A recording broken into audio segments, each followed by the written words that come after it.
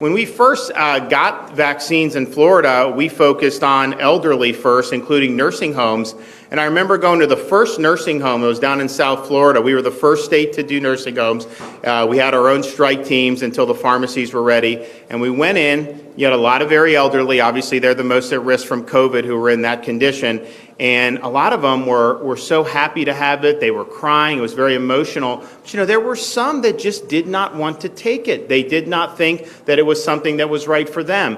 And so what are you going to do? Are you going to pin down some 80-year-old nursing home resident and force them to take it? They had whatever reason. I don't know what the reasons were, whether a doctor recommended, whether they had COVID before, what have you. And so it just shows that, and I also think that what they're doing is very harmful. If they honestly want more people to do this, they are causing a lot of people to dig in their heels. They're causing a lot of people to really question, and it's totally counterproductive. So we just believe that we have to protect people's jobs, that casting people aside over this issue is fundamentally wrong. These are people that have served this whole time.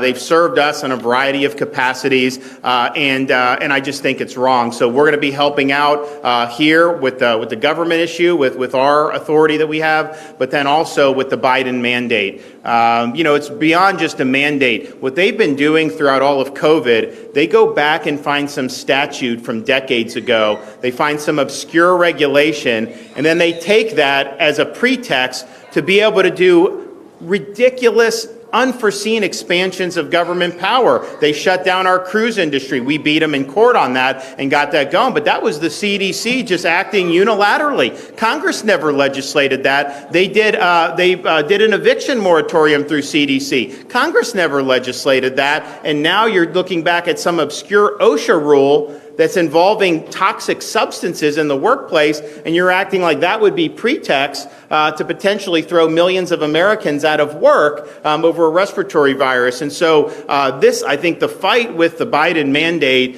is a real serious fight to defend the constitutional system. And, he is so dismissive of anybody that disagrees with him. You hear how he talks about governors as if they should just be cast aside out of the way. But I know that the founding fathers created a system. We're the United States of America.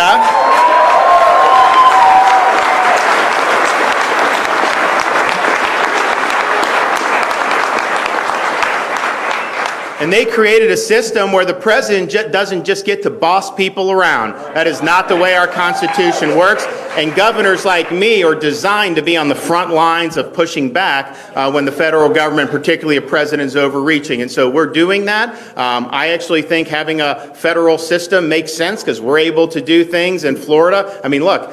We would do, if you didn't have a federal system, you could have California policies or New York policies. I tell you, I meet someone every day that's fleeing those areas to come to Florida. So people are able to make those decisions, but that's really the nature of it. And for him to be so dismissive and act like that anybody standing up for jobs in their state should just somehow get out of the way, it shows the arrogance of him, and it also shows how out of touch he is with the people of this country. So these jobs matter. These livelihoods matter, their families matter, and they shouldn't be coerced out of a job through government power. So we're here, we're going to help, and I think we're going to end up ultimately being successful protecting thousands and thousands of jobs throughout the state of Florida. Thanks, everybody.